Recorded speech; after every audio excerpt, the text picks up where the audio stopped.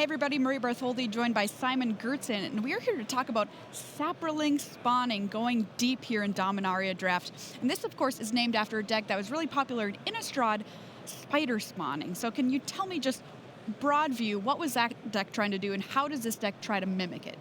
So in Innistrad, what people were figuring out very quickly is that with that many flashback cards and self-mill effects, you could really almost make sure to find those cards in your graveyard and flash them back. And there were some crazy interactions where you could get that card back from exile after having it flash back, cast it again, flash back it again, and you would basically go infinite with making little 1/2 spiders with reach, I believe. And it was kind of frustrating to play against because you just never got through those wall of spiders. So our very own BDM is really in love with the spider spawning deck. I mean, he invented it, but he says you can do nearly the same thing here in Dominaria. Let's take a look at Saproling spawning. So the first thing we're going to take a look at here is our 2-drops.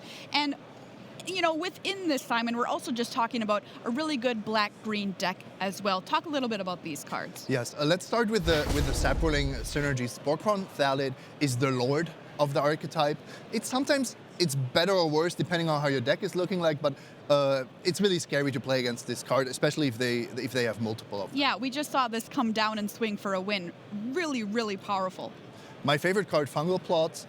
If you have a high creature count, this card is just completely absurd. I think it's still a bit underrated, but being able to generate Saprolings and sacrifice them for value in one card, that's something you don't often find. And Vicious Offering, as well as Cast Down, really just super efficient, cheap removal spells. Absolutely. Most of these cards are pretty premium, maybe except for Nature Spiral. All right, so Nature Spiral, what is this card doing? Well, we can return a permanent card from our graveyard to the hand, and sometimes you just get a value card back, but maybe we will see some more permanents that we are interested in returning. All right, let's take a look at our 3-drops here in this deck. Death Bloom Salad, just a value card at 3. A lot of people are saying play this in any base black deck. Oh, absolutely. This is actually kind of a problem for the Saproling deck because it's not the only deck that wants Deathbloom Thalid. It's a card you're never unhappy to have in your deck, basically. Yavimaya Sapherd gives you 2 bodies for the price of 1. I also love this card. Put it in any base green deck. It helps stall you out early if you're going late as well. Sapherd is the green Deathbloom Thalid, basically. I like the Thalid a bit more, but Sapherd in the right deck is tremendous. Works really well with Sporkron Thalid. The best card in this column, I think, by far, is Slimefoot the Stowaway. Yes, Slimefoot. It's one of the best uncommon legends in the set, I would say. All right, so we have Soul Salvage here. Is this a potential clue that we're looking at here? Well, yes, it's another way to recur things from your graveyard. So you're looking to get back 2 creatures with it. Be careful not to exile too many with Fungal Plots, because that is kind of an anti-synergy. And Grow from the Ashes, of course, just a card that has been all around excellent. Let's take a look at where our 4-drop slot leads us here. Excellent value creatures like Baloth, Forger, Thalid Omnivore, we said, overperformer.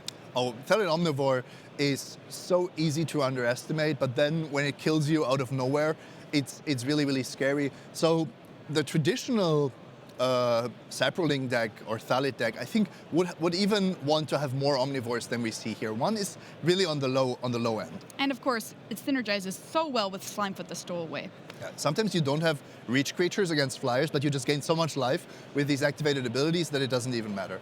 Thalid Soothsayer, by the way, is just insane against control decks. Spore Swarm in here, an instant, got to remember that card, and Eviscerate, just premium removal. Let's take a look at what's going on in our 5-drop slot. Oh, we've got a Saga here, Mending of Dominaria. Yeah, I mean, that's a rare enchantment, and you don't always get that card, of course, but if you do, these effects are super potent. You kind of get Soul Salvage from the first 2, but you also fill your graveyard with lands that you then get back with the 3rd ability. And that's a pretty sweet permanent to get back with Nature Spiral to do it all over again. So how highly are you taking a card like Mending of Dominaria if you see it coming at You mean me or BDM?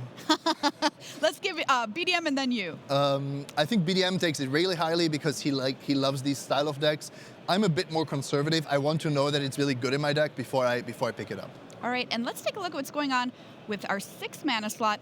Hey, it's 2 copies of Saproling Migration, and that's just a nod, is it, to the point that you really want to kick this spell if you can? Yes, I wanted to say how is this a Saproling deck if we don't see Saproling migration at the 2-drop Right. slot? But it's right here, it's at the 6-drop slot, and that's kind of where it belongs. If you can get twice the effect by paying the kicker cost, that's what you should aim for, definitely. So overall, in Dominaria draft, how do you feel about black-green just generally without the spawning, the Saproling spawning part of it as an archetype? I think it's in the top 3 of archetypes for sure. I think it's probably competing with Blue-Red Wizards for the top spot. But there are a lot of other good decks that you can draft. For example, if you remove the black cards here and you add white cards, you can go wide. Wild Onslaught, I think, can be super powerful.